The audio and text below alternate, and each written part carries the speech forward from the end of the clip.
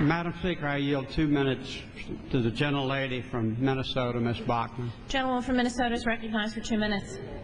I thank the gentleman for yielding, and I want to thank the Speaker of the House for making the case why so many Republicans are unwilling at this point to sign on to this legislation that's before us. However, I do believe also, Madam Speaker, the Democrats and Republicans are both committed to finding a way out of this financial challenge, and we think we have one.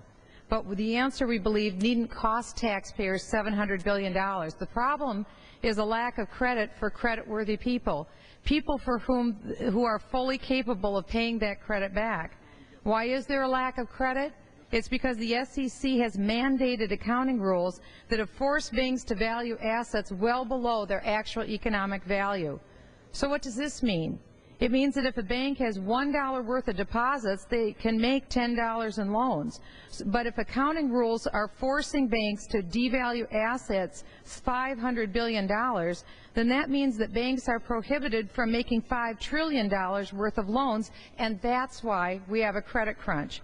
Unfortunately, the bill that we have before us today doesn't even address this credit crisis. Let's first direct the SEC to suspend mark-to-market accounting rules for assets for which there is no market. That only makes sense. Second, stop naked short selling. Then the FDIC can issue net asset certificates that saved banks during the S&L crisis, and the FTC can write a letter to United States banks telling them, in the absence of fraud, that the FDIC will fully back all deposits for first-tier creditors.